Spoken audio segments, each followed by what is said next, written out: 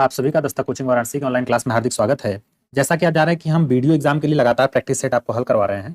उसी में संभवतः या 7वां प्रैक्टिस सेट होगा हिंदी का। तो चलिए देर न करते हुए वीडियो को शुरू करते हैं और देखते हैं कि इन 50 क्वेश्चन में कौन-कौन से क्वेश्चन पूछे गए हैं। तो देखिए हमारा पहला क्वेश्चन है इसमें कि कार्यालय आदेश में अधिकारी का हस्ताक्षर जो है किस स्थान पे जो है आएगा।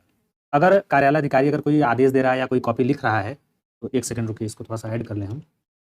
साइन जो है किस तरफ करेगा, नीचे बाईं ओर करेगा या फिर नीचे दाहिनी ओर करेगा या फिर आपका ऊपर दाईं ओर करेगा या फिर ऊपर बाईं ओर करेगा। कहने का मतलब ये है कि जब कोई लेटर लिखा जाता है आपको पता होना चाहिए। ये मान लीजिए आप कोई लेटर लिख रहे हैं, ये पत्र सही है, तो कह रहा है कि जब आदेश कोई अधिकारी देता है तो अपना सिग्नेचर कहाँ करता है, क्या यहाँ पे करता है, यहाँ पे करता है, यहाँ पे करता है या यहाँ पे, आपको यही बताना है।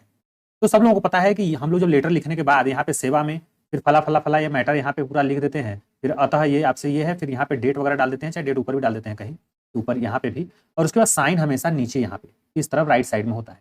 तो सीधे सीधे आपका आसान सा आंसर हो जाएगा नीचे दाहिनी ओर। आगे दिया है रामचंद्र शुक्ल ने हिंदी साहित्य का प्रथम महाकाव्य किसे माना है। तो इन्होंने जो है पृथ्वीराज रासो को माना है। और पृथ्वीराज रासो को किसने लिखा है, तो कहेंगे सर चंद्र बरदाई ने, चंद्र बरदाई ने इन्होंने इसको लिखा हुआ है। और ये किस शैली में लिखा है, तो कहेंगे पिंगल शैली में। इसमें पिंगल शैली। इसमें अगर बात की जाए और एग्जाम में क्या क्वेश्चन बन सकते हैं, तो इसमें टोटल 69 क्या है, सर्ग हैं। और इसमें देखेंगे तो इसमें जो है जो कनवज है युद्ध, वो इसका क्या है, मूल कथा है एक तरह से सर्ग का। आगे देखिए अगला क्वेश्चन हमारा क्या है, निम्नलिखित में से बंधु शब्द का बहुवचन आपको बताना है। बंधुओं होगा, बंधु होगा, बंधुएं होगा या फिर बंधु वर्ग होगा। तो देखिए बंधु का जो है बहुवचन होगा बंधुओं, क्या होगा, बंधुओं। अब चूंकि हिंदी की जो जितनी भी उकारांत, चाहे उकारांत होगा छोटा ऊ चाहे बड़ा ऊ, उकारांत का मतलब तो जिसके अंत में ऊ लगा हो, जैसे छोटा ऊ लगा हो चाहे बड़ा ऊ, तो उसको बहुवचन बनाते समय हम उसको ओ जोड़ देते हैं, उसमें क्या जोड़ते हैं, ओ, इसलिए यहाँ पे क्या हो जाएगा, बहुओं हो जाएगा।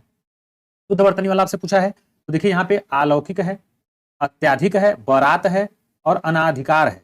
तो इसमें जो है शुद्ध वर्तनी, हालांकि इसमें जो है क्या होगा, अनाधिकार भी जो है होता है और ये बरात भी, दोनों एक तरह से है। आयोग ने जो है किसको माना है, इसको माना है, लेकिन अगर इसको देखेंगे तो कहीं ना कहीं यहाँ अनधिकार भी प्रयोग होता है, ये भी सही माना जाता है। तो ये दोनों तो कॉमन नंबर मिलेगा आपको। अब ये अलौकिक ऐसे नहीं, अलौकिक लिखा जाता है, अलौकिक, अलौकिक नहीं। अत्याधिक नहीं होता है, अत्यधिक होता है, क्या होता है, अत्यधिक। आगे देखिए शुद्ध वर्तनी इसमें से भी पूछा है, तो शुद्ध वर्तनी इसमें देखेंगे ज्योत्सना है, ज्योत्सना है, ज्योत्सना है, ज्योत्सना है। इसमें हमारा राइट आंसर क्या होगा बताइए, तो ऑप्शन सी हो जाएगा। ठीक है। मतैक्य में संधि पूछा है, तो सीधी सीधी बात है, आपको पता है कि मतैक्य क्या हो जाएगा, संधि विच्छेद, मत धन ऐक्य, मत धन ऐक्य। और यहाँ पे चूंकि देखिए त में अ आ रहा है और यहाँ पे क्या है, ए है, तो यहाँ पे क्या हो जाएगा, ए हो जाएगा, मतैक्य हो जाएगा। और ये किसका है उदाहरण, वृद्धि का है आपका। ठीक। आगे दिया है उच्चारण का संधि विच्छेद क्या होगा, तो सबको पता है, काफी फेमस है, उत्धन चारण। ठीक है, उत्धन चारण। त और च मिलकर के क्या हो जाएगा, ये त और च मिलकर क्या हो जाएगा बताइए, आधा च इसमें मिल जाएगा, उच्चारण हो जाएगा। मुंबई में गगनचुंबी इमारतें हैं, इसमें आपसे समास पूछा, गगनचुंबी माने जो गगन को चूमने वाला हो, तो यहाँ पे हो जाएगा तत्पुरुष, क्या हो जाएगा, तत्पुरुष समास। आगे है जिसमें कोई पद प्रधान नहीं होता तथा तीसरा अर्थ प्रयोग में लाया जाता है, अन्य पद प्रधान होता है, तो आपको पता है ये बहुब्रीहि समास का उदाहरण होता है। ठीक है। कर्मधारय में विशेषण विशेष से होता है, अव्ययभाव में पहला पद अव्यय होता है। ठीक है। 10वां क्वेश्चन कह रहा है निर्गुण में कौन सा उपसर्ग है, बताइए। निर्गुण में निर उपसर्ग है, क्या है, निर। अब निर उपसर्ग से और भी आप बना सकते हैं, जैसे निर्वाह है, निर्भय है, निर्वास है, ये सब चीजें। बे उपसर्ग जो है किस शब्द समूह में नहीं है, बताना है। बेरहम, बेखुदी, इसमें तो है। बेदम, बेईमान, बे देखिए इसमें भी लगा है। बाइज्जत, इसमें बा लगा है, तो ये सीधे सीधे हमारा राइट आंसर क्या हो जाएगा, यही हो जाएगा, क्योंकि जो नहीं है तो वो इसमें नहीं का दोस्त नहीं ही हो जाएगा, गलत का गलत हो जाएगा। ठीक है। मिठास शब्द में किस प्रयोग हुआ है प्रत्यय का, तो कहेंगे आस प्रत्यय का हुआ है। लेकिन वैसे कौन सा तत्सम नहीं है, तो देखिए कपाट दिया है, कीटक दिया है, कूची दिया है, कुंभकार दिया है। तो जो कूची है ये आपका क्या है, तद्भव है, क्या है, ये तद्भव है। और इसका तत्सम क्या होगा, कुचिका, क्या होगा, कुचिका। और कपाट का, तो कपाट का तद्भव क्या हो जाएगा, तो तत्सम तीनों बचे, तो कपाट का हो जाएगा किवाड़, क्या हो जाएगा, किवाड़, किवाड़। कीटक, अब कीटक का क्या हो जाएगा, तो कीड़ा हो जाएगा, क्या हो जाएगा, कीड़ा। कुंभकार का क्या हो जाएगा, तो कुम्हार हो जाएगा, क्या हो जाएगा, कुम्हार। ठीक है। आगे देखिए, निम्नलिखित में तद्भव शब्द है, मतलब एक में तद्भव बाकी 3 में तत्सम है, तो 14 क्या है आपका तद्भव शब्द है, जिसका जो है तत्सम क्या होगा बताएंगे, चतुर्दश। ठीक है। धरणी का तत्सम पूछा है, तो धरणी का तत्सम होता है धरित्री। क्या होता है? धरित्री। र पे छोटी की मात्रा रहेगी, इस चीज का आप ध्यान रखेंगे। आगे पूछा है, समुद्रगुप्त भारत का नेपोलियन था। यह नेपोलियन किस प्रकार की संज्ञा का उदाहरण है? देखिए, नेपोलियन देखा जाए तो नेपोलियन तो एक व्यक्ति था, तो व्यक्तिवाचक संज्ञा हो गया। लेकिन चूंकि आप देखते हैं गांव घर में किसी की उपाधि दी जाती है, यार तुम ये हो गए हो, वो हो गए हो, तुम भारतेंदु हरिश्चंद्र हो गए हो कि सब चीज दान दे रहे हो। तो कहने का मतलब, जब कोई व्यक्ति एक जाति के रूप में प्रयुक्त होने लगे तो वहां पे क्या हो जाएगा आपका? जातिवाचक संज्ञा हो जाएगा। जैसे आप देखेंगे, कोई विशिष्ट गुण के कारण अगर पूरे वर्ग का वो प्रतिनिधित्व कर रहा है, जैसे क्या है बताइए, जैसे गांधी क्या है? एक व्यक्ति का नाम था, लेकिन अब गांधी क्या है? जाति के वर्ग में प्रयोग हो रहा है। भीष्म पितामह हो गया, हरिश्चंद्र हो गया, कालिदास हो गया। संज्ञा दी जाती है ना कि फला व्यक्ति या फला लेखक को इस कला का कालिदास कहा जाता है। तो कालिदास तो व्यक्ति थे, लेकिन अब चूंकि पूरे उनके हिसाब से एक पूरी जाति का बोध करा रहा है, इसलिए वहां पे जातिवाचक हो जाएगा। समुद्र गुप्त भारत का नेपोलियन था, या नेपोलियन किस प्रकार की संज्ञा का उदाहरण है? तो कहेंगे कि सर जातिवाचक। आगे क्या है? क्योंकि नेपोलियन तो इंडिया का था नहीं, भारत का, लेकिन चूंकि समुद्रगुप्त को नेपोलियन की संज्ञा दी गई है तो वो जातिवाचक है। इनमें से समूहवाचक संज्ञा कौन सी है? जिससे किसी समूह का बोध हो, तो जाहिर सी बात है सेना। ठीक है। आगे देखिए, निम्नलिखित में से 4 विकल्प दिए गए हैं, उनमें से आपको जो है चयन करना है जो सर्वनाम के भेद का सही विकल्प है। जिसको हमने बुलाया था वह आया है, जिसको हमने बुलाया था वह आया है, तो जाहिर सी बात है संबंध जो है आपका वाचक जो है क्या है? सर्वनाम है, संबंध बता रहा है। आगे है, मैं यह काम अपने आप ही कर लूंगा। देखिए, अपने आप करना, इसका मतलब निजवाचक, जब स्वयं करे व्यक्ति निजवाचक हो जाएगा। इनमें से किस वाक्य में गलत विशेषण प्रयुक्त हुआ है? विशेषण क्या होता है? जो संज्ञा और सर्वनाम की विशेषता बतलाए। तो बताइए, कविता परिश्रमी होती है, प्रबुद्ध जनों से हमारी अपेक्षा है, यही सरकारी महिलाओं का अस्पताल। देखिए, ये तो गलत है। यही महिलाओं का सरकारी अस्पताल होता है, न कि सरकारी महिलाओं का अस्पताल। अस्पताल तो सरकारी है ना, तो यही ऐसे सेंटेंस थोड़ी लिखेंगे। यहाँ क्या हो जाएगा? यही महिलाओं का क्या है? सरकारी अस्पताल। यहां सरकारी हो जाएगा, फिर मतलब चेंज हो जाएगा। आगे देखिए, क्वेश्चन क्या कह रहा है? उसने नहाकर भोजन किया। इसमें वाक्य में नहाकर निम्नलिखित में से किस क्रिया का उदाहरण है? अब देखिए, क्रिया की बात की जाए तो क्रिया मुख्य रूप से देखा जाए तो 2 भागों में बांटा जाता है। एक तो होता है कर्म के आधार पे। कर्म के आधार पे देखेंगे तो सकर्मक है और अकर्मक है। सकर्मक में भी क्या है बताइए? सकर्मक में भी हो जाता है, एक तो संयुक्त क्रिया हो जाती है, एक द्विकर्मक हो जाता है। और अगर हम रचना के आधार पे देखें, ठीक है, कर्म को, तो इसको जो है कई भागों में डिवाइड किया गया, 3-4 भाग हैं। जैसे पहला है संयुक्त क्रिया है, फिर क्या है? कहेंगे सर नाम धातु है, फिर क्या है? प्रेरणार्थक है, प्रेरणार्थक है, और फिर क्या है? पूर्वकालिक। बता दे रहा हूं, अगर आपको याद है तो अच्छी बात है, नहीं आता तो लिख लीजिएगा। तो क्रिया को 2 भागों में बांटते हैं, कर्म के आधार पे तो सकर्मक अकर्मक है, और रचना के आधार पे देखते हैं तो 4 डिवाइड है मुख्य रूप से, संयुक्त, नाम धातु, प्रेरणार्थक और पूर्वकालिक। ठीक है। संयुक्त क्रिया किसे कहते हैं? जब 2 या 2 से अधिक धातु के मेल से जब बनता है, जिसमें पहली क्रिया जो है मुख्य रूप होती है, और जबकि दूसरा क्या होता है? उसके अर्थ में विशेषता उत्पन्न करता है। जैसे अगर मैं कहूं कि राम विद्यालय पहुंच गया, राम विद्यालय पहुंच गया। अब ये किसका उदाहरण है? ये किसका उदाहरण है? संयुक्त क्रिया का है। तो राम विद्यालय पहुंच गया, तो इसमें देखेंगे जो पहुंच गया है ये क्या है? दूसरी क्रिया का क्या कर रहा है? विशेषता उत्पन्न कर रहा है, यहां पहुंच गया है। और नाम धातु में क्या होता है? तो नाम धातु में सिंपल सी बात है कि जो धातु संज्ञा या विशेषण से बने। धातु का मतलब क्या है बताइए? धातु का मतलब होता है कि जिस मूल शब्द से क्रिया बनती है, जैसे दौड़ से दौड़ना हो गया, खेल से खेलना हो गया, ये सब चीजें। तो दौड़, जा, खेल, पढ़, लिख, खा, ये सब क्या है? धातु है, मेन है, जिसको संस्कृत में तिङन्त कहते हैं। तो याद रखिएगा, जो नाम धातु होता है वो किससे बनता है? संज्ञा या सर्वनाम जो है से क्या करता है? विशेषण से बनता है। प्रेरणार्थक में क्या करेंगे? प्रेरणार्थक में जब करता है स्वयं कार्य न करके दूसरे से करवाए, दूसरे को बोले कि आप करिए, तो ये आ जाएगा आपका प्रेरणार्थक में। तीसरा है, चौथा है पूर्वकालिक। पूर्वकालिक में क्या है? जैसा नाम से ही पूर्वकालिक, जिस क्रिया का सिद्ध होना किसी दूसरे क्रिया के सिद्ध होने से पहले पाया जाए। जैसे सुकन्या पढ़कर सोती है, तो पढ़ने का काम पहले हो रहा है, सोने का बाद। मैं रात को कंप्यूटर पे काम करके सोया या अपना होमवर्क पूरा करके सोया, तो होमवर्क पहले हो गया, तो वो क्या हो गया? पूर्वकालिक, जो पहले काम पूरा हो जाए। तो ये चीज पूर्वकालिक में आता है। तो यहाँ तक पूछा है कि उसने नहाकर भोजन किया। अब भाई नहाकर भोजन किया तो पहले नहाया है फिर ना भोजन किया है, तो ये पूर्वकालिक में नहीं आएगा। तो कहेंगे हाँ सर। आगे है परिमाणवाचक क्रिया विशेषण अव्यय है, बताइए। तो इतना जितना ये सब किस में आता है? परिमाण में आता है, मात्रा में आता है। जिन अवयवों का संबंध वाक्य से नहीं वक्ता के हर्ष शोक आदि भाव से होता है, तो उसके भाव से, उसे क्या कहते हैं? तो जाहिर सी बात है विस्मयादि बोधक अव्यय होगा।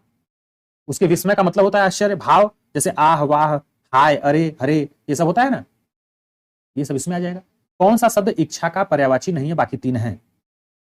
तो ये जो है वृत्रहा जो है इच्छा का पर्यायवाची नहीं है, बल्कि वित्रहा किसका पर्यायवाची है? इंद्र का है। किसका है? इंद्र का।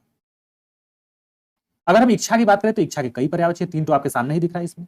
इच्छा का जैसे आकांक्षा हो गया, अभिलाषा हो गया, अरमान है, हसरत है, मनोकामना हो गया, कामना हो गया, चाह हो गया, लालसा है, वांछा, मनोरथ, तमन्ना, ये सब तमाम प्रकार के क्या है? आपकी इच्छा के पर्यायवाची शब्द हैं।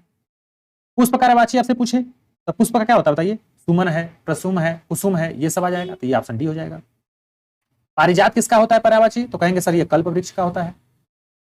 किसका होता है? कल्प वृक्ष का। और सरसिज की बात की जाए तो ये कमल का होता है। किसका होता है? कमल का। और अमृतत्व की बात की जाए तो ये मोक्ष का होता है। किसका होता है? मोक्ष का। आगे देखिए कर्कश का विलोम, तो कर्कश का विलोम सीधे मधुर हो जाएगा, या कोमल क्या हो जाएगा? मधुर। विवेकी का अविवेकी हो जाएगा। मूर्त शब्द का क्या हो जाएगा विलोम? तो सिंपल सी बात है अमूर्त हो जाएगा। अदृश्य का क्या हो जाएगा? अदृष्ट दिख दिया है, इसका हो जाएगा दृष्ट। क्या हो जाएगा? दृष्ट। आज 10वीं की परीक्षा का क्या है? परिणाम। परिणाम मतलब परिणाम कैसे लिखा जाता है, शुद्ध शुद्ध आपको बस लिखना है। तो ये पहला है र पे छोटी की मात्रा, ये हमारा क्या है? सही है। पीकर कोयल अपने में जाकर बैठी, क्या? तो नीर पीकर कोयल अपने नीड़ में बैठी। नीड़ माने हौसला है, घोसला। ठीक है, देखिए नीड़ यहां पे भी दिया है और नीड़ यहां पे भी दिया है, तो ये दोनों ऑप्शन तो पहले ही खत्म हो जाएंगे, क्योंकि नीड़ तो पिएगा नहीं, मतलब घोसला तो कोई पिएगा नहीं, पानी पिएगा, तो पानी को नीर बोलते हैं। अब देखिए दो ही ऑप्शन आपके पास बचा, या तो बी या तो सी। तो यहाँ पे नीड़ नीड़ दो बार दिया तो ये भी नहीं होगा, हमारा बच गया सी, नीर और नीर। पर्वत की तलहटी का वाक्यांश के लिए एक शब्द है, ये देखिए काफी बार एग्जाम में रिपीटेड क्वेश्चन है, इसको याद रखिएगा, इंपॉर्टेंट है। उपत्यका है। और पर्वत का ऊपरी भाग अगर आपसे पूछे तो ऊपरी भाग के लिए याद रखिएगा, ऊपरी भाग के लिए कहा जाता है, क्या कहा जाता है? अधित्यका। अधित्यका यह में आधा तर है। जो अपने पद से हटाया गया हो, भैया जब पद से हटाया गया हो पदच्युत कहते हैं। क्या कहते हैं? पदच्युत। का बरसा जब कृषि सुखाने समय बीत पुनिका अपेक्षा है, तो यहाँ का बरसा जब कृषि सुखाने का पूछा है, अर्थ वही होता है कि जब समय बीत जाए तो कोई लाभ नहीं होता बाद में, तो समय पर काम नहीं हो, इसका अर्थ क्या होगा? यही होगा। आगे है विपत्ति मूल्य लेना। विपत्ति मूल्य लेने का मतलब क्या होगा? जानबूझकर संकट में पड़ना। हाथ कंगन को आरसी, क्या इसका बताइए? इसका मतलब होता है प्रत्यक्ष के लिए परिणाम जो है पर प्रमाण की क्या जरूरत है। शक्तिमान की विजय, इसके लिए क्या कह सकते हैं? जिसकी लाठी उसकी भैंस। सिद्धांत भी व्यक्ति के लिए क्या कह सकते हैं? गंगा गए गंगाराम, जमुना गए जमुनाराम, सीधी बात। मुझे बताओ कि तुम्हारा जन्म कब और कहां हुआ था, यह वाक्य का कौन सा भेद है? तो मिश्र वाक्य है ये। क्या हो जाएगा? मिश्र वाक्य हो जाएगा। वाक्य मैंने बताया था 3 प्रकार के होते हैं, रचना के आधार पर सरल, संयुक्त और मिश्र, और अर्थ के आधार पर 8 प्रकार के होते हैं, याद रखिएगा। उसने अपने को निर्दोष घोषित किया, इस वाक्य के मिश्र वाक्य को अगर बदलना हो तो कौन सा होगा निम्नलिखित में से? तो जहां पे की लग जाएगा वो क्या हो जाएगा आपका? सीधे सीधे दिख रहा है, क्या हो जाएगा आपका? लगभग लगभग मिश्र हो जाएगा, क्योंकि उसने कहा मैं निर्दोष हूं।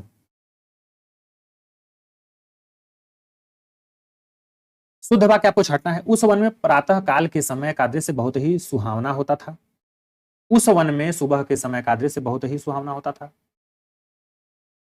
अब देखिए प्रातः काल अपने आप में खुद एक समय दिखाता है, तो यहाँ पे समय का प्रयोग नहीं करेंगे। प्रातः काल तो अपने आप में खुद समय है।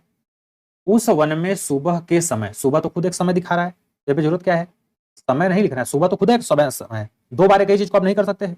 उस वन में प्रातः काल का दृश्य बहुत ही सुहावना होता है, वह उस वन में सवेरे के समय, देखिए सवेरा तो खुद एक समय है, इसके साथ इसका प्रयोग नहीं कर सकते, तो हमारा ऑप्शन सी क्या हो जाएगा?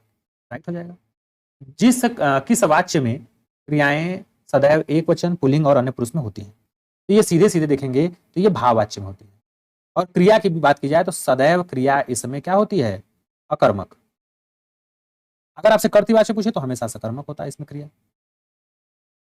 और कर्तृवाच्य में क्या है? सकर्मक और अकर्मक दोनों हो सकता है। ठीक है, ये याद रखिएगा। निम्न में से किस वाक्य में संप्रदान कारक है?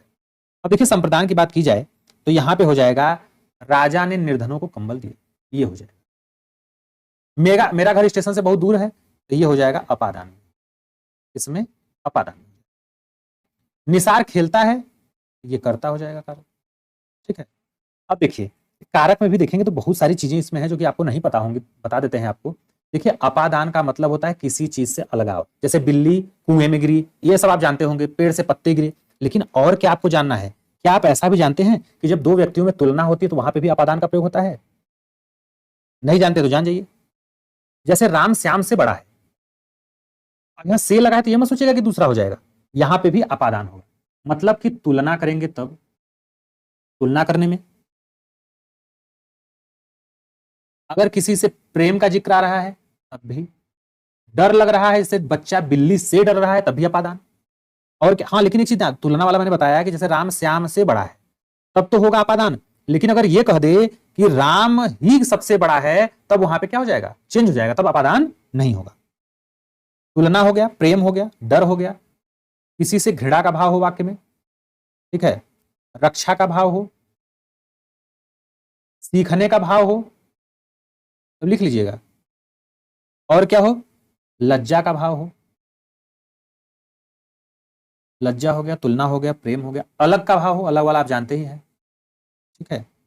अब देखिए तो ये चीजें जो है प्रेम, लज्जा, घृणा, रक्षा, सीखना, तुलना, ये सब किस में आएंगे, अपादान कारक में आएंगे, ये आप चीज जानते रहिए। तो अब जैसे मैं अगर उदाहरण की बात करूं, जैसे पृथ्वी सूर्य से बहुत दूर है तो ये भी क्या है, अपादान है। बालक बिल्ली से डरता है, ये भी अपादान है। गंगा हिमालय से निकलती है, ये भी अपादान है। तो ये आप जानते हैं। आगे देखिए दिया है मुख्य अतिथि के सम्मान में यह आयोजन किया गया, रेखांकित में कारक बताना है। सम्मान में, तो सम्मान में तो क्या हो जाएगा, अधिकरण। अधिकरण का चिन्ह क्या होता है, मे पर। कर्ता का क्या होता है, ने होता है। संप्रदान का क्या होता है, को या के लिए होता है, को या के लिए होता है। कर्म का क्या होता है, को होता है। करण का आप जानते ही हैं, करण का क्या होता है, से या से द्वारा या किसी माध्यम से, जैसे वह चाकू से काट रहा है। अपादान अलगाव का भाव होता है। संबंध का काके की नाने नी डारी होता है, और संबोधन का आप जानते हैं, ए ओ हरे अरे आ, ये सब होता है, ठीक। अपादान में क्या याद रखना है आपको, और जैसे एग्जाम्पल के तौर पर बताएं मैं, आप उसको नोट करिएगा। जैसे पृथ्वी सूर्य से बहुत दूर है तो ये हो गया, बालक बिल्ली से डरता है, ये आप जान गए। गंगा हिमालय से निकलती है, ये भी आप जान गए। छात्र अध्यापक से शर्माता है, ये शर्माने वाला देखिए लज्जा का भाव आ गया, तो वहां पे भी क्या होगा, अपादान होगा। दीपक पत्नी से छुपाता है, तो छुपाने का भाव है, शर्माने का भाव है, तो वहां पे भी हो जाएगा। गरीब को घृणा की नजर से मत देखो, जहां अमीरी गरीबी का भाव हो, जहां ऊंच नीच का भाव हो, वहां पे भी क्या हो जाएगा, अपादान हो जाएगा। मैं स्टेशन से आया हूं, देखिए एक चीज समझिएगा क्योंकि एग्जामिनर देखिए फंसाएगा आपको। मैं स्टेशन से आया, ठीक है। अब ये देखिए मैं स्टेशन से आया हूं, ये आपका देखिए स्टेशन से अलग हो गया है ना, कि स्टेशन को लेके आए हैं घर पे, कहेंगे नहीं सर, तो यहां पे तो अपादान हो जाएगा। क्या हो जाएगा, अपादान। लेकिन अगर यहां पे ये हो जाए कि यह कार से आया है, वह कार से आया है, तब क्या होगा, तब यहां पे अपादान ना होकर क्या हो जाएगा, करण कारक हो जाएगा। क्या हो जाएगा, करण कारक। ये चीज आप ध्यान रखिए। अब जैसे मैंने आपको बताया था कि राम सबसे अच्छा है, तो वहां पे अधिकरण कारक हो जाएगा, और राम मोहन से अच्छा है तो अपादान हो जाएगा। तो ये सब चीज आप जानते रहे। भय का भाव हो, डर का माहौल हो, अच्छा ये भी है निषेध में कि जो है भाव में भी आता है, जैसे कोई मना कर दे कि पाप मत करो, अगर आपसे सेंटेंस पूछ दे कि पाप मत करो में कौन सा कारक है, तो क्या बताएंगे, अपादान बताएंगे। अमीर गरीबों से घृणा करते हैं, इसमें भी अपादान हो। तो ये सब चीज आप जानते रहिए, तुलना करने में, अलग करने में, सीखने में, लज्जा में, घृणा, रक्षा, प्रेम और डरने में। आगे चलिए चलते हैं स्त्रीलिंग पुल्लिंग पे। कौन सा शब्द पुल्लिंग शब्द है, भौदिया है, दिव्या है, साध्वी है, संचालक, बताइए। तो यहाँ पे संचालक जो है हमारा क्या है, पुल्लिंग शब्द है। डिबिया, भौदिया और साध्वी क्या है, आपका स्त्रीलिंग है। विकल्प में पंडित शब्द का स्त्रीलिंग कौन सा होगा, तो पंडित का जानते हैं, पंडिताइन होता है, ठीक है, सीधे सीधे आप बराबर अमूमन सुनते होंगे। प्रेम अनदेखी राहों की तरह ही आकर्षक होता है, वाक्य का काल आपको बताना है। तो सामान्य वर्तमान काल है, क्योंकि सामान्य में क्या होता है, क्रिया का वह रूप होता है जिससे क्रिया का वर्तमान में होना पाया जाता है। तो सामान्य रूप से देखिए हो रहा है कि प्रेम अनदेखी राहों की तरह ही आकर्षक होता है। कौन सा विशेषण निश्चित संख्यावाचक विशेषण नहीं है। निश्चित का मतलब जैसे आपका 1 किलो आलू हो गया, 10 ग्राम ये हो गया, 2 पैकेट हो गया, 3 दर्जन हो गया। लेकिन अगर कोई कह दे अरे यार थोड़ा सा पानी ला दो, अरे यार थोड़ा सा चीनी दे दो, तो ये क्या हो जाएगा, निश्चित नहीं, अनिश्चित वाचक हो जाएगा। जहां पे संख्या निश्चित हो वहां पे निश्चितवाचक जो है संख्यावाचक हो जाएगा, जहां नहीं होगा निश्चित हो जाएगा। जैसे सैकड़ों लोग हैं, अब सैकड़ों लोगों में 100 तो लोग बोला नहीं है, तो ये क्या हो जाएगा, निश्चित हो जाएगा। तो यहाँ पे हो जाएगा सैकड़ों लोग मारे गए, ये क्या है, निश्चित संख्यावाचक नहीं है। 2 मीटर कपड़ा है, निश्चित है। 1 किलो आम है, निश्चित है। 50 ग्राम चीनी है, ये क्या है आपका, निश्चित है। निम्नलिखित में से शुद्ध वर्तनी वाला शब्द आपको बताना है। अंताक्षरी कैसे लिखा जाता है, तो अंताक्षरी ऐसे नहीं, ये जो बी वाला है अंत्याक्षरी, ये सही है, अंत्याक्षरी। सूरसागर किस भाषा की रचना है, तो कहेंगे कि ब्रज की। क्या है, ब्रज की। और ये सूरसागर किसके द्वारा लिखा गया, तो कहेंगे सर ये आपका सूरदास द्वारा। ठीक है, आगे पूछा है पंवारी। पंवारी जो है किस बोली से संबंधित है, तो ये किससे संबंधित है बताइए। तो देखिए ये बुंदेली से है, किससे है, बुंदेली से। ये हिंदी भाषा का ही एक शब्द जो है, भाषा है, एक बोली है। बुंदेली क्या है, हिंदी भाषा की एक बोली है, लेकिन अगर हम पंवारी की बात करें तो यह बुंदेली की उपबोली है। क्या है, बुंदेली की उपबोली। क्योंकि आप देखेंगे तो बुंदेली की उपबोलियों में पंवारी आता है, हदावरी आता है, राठौरी है, ये सब चीजें आती है। प्राधिकारी के लिए आपसे अंग्रेजी वर्ड पूछा है तो सीधे सीधे हो जाएगा आपका क्या, अथॉरिटी, अथॉरिटी हो जाएगा। ऑफिसर तो अधिकारी के लिए होता है, और प्रोप्रिएटर ये हो जाएगा आपका किसके लिए, ये स्वामी के लिए हो जाएगा। लॉर्ड माने भी होता है मालिक, यस जो है स्वामी। शिक्षा मनुष्य जीवन की नींव है। शिक्षा क्या है, मनुष्य जीवन की नींव। अब दिया है इसका इंग्लिश में, education is necessary for all. इसका तो हो जाएगा कि भाई शिक्षा सबके लिए जरूरी है, तो ये तो होगा नहीं। Education is the foundation of our life, हमारे विकास का, हमारे जीवन का एक विकास का काम करता है लाइफ जो में जो है एजुकेशन, तो ये भी नहीं होगा। क्या होगा बताइए, यही तो होगा, फाउंडेशन, यही नींव तो है, is the foundation of our life, हमारे लाइफ का। Education leads the better nation, nation को जो है, राष्ट्र को क्या करता है, बढ़ाने में आगे जो है मदद करता है। Primary education must be free for all, जो हमारी प्राथमिक एजुकेशन है वो क्या हो, फ्री हो सबके लिए। आगे देखिए इसमें क्या, तो इसमें सीधे ऑप्शन हमारा क्या हो जाएगा, बी हो जाएगा। लास्ट क्वेश्चन देखिए आज का है कि तीक्ष्ण का विलोम क्या होगा, तो तीक्ष्ण का विलोम बताइए आप, कुंठित हो जाएगा। क्या हो जाएगा, कुंठित। अगर तृष्णा का पूछो तब क्या बताएंगे, इसका हो जाएगा तृप्ति। क्या हो जाएगा, तृप्ति। इसको और एक नाम से जानते हैं, वितृष्णा, व्री। तो त्यागी का क्या हो जाएगा, त्यागी का गृही हो जाएगा। अतीव्र का मंद हो जाएगा। तो ये थे 50 क्वेश्चन। आई होप आपको पसंद आए होंगे। अगर आपको वीडियो पसंद आए तो लाइक शेयर सब्सक्राइब करना मत भूलिएगा, और कोई सुझाव हो तो आप जरूर दीजिएगा कमेंट बॉक्स में। मिलेंगे नेक्स्ट वीडियो में, तब तक के लिए थैंक यू।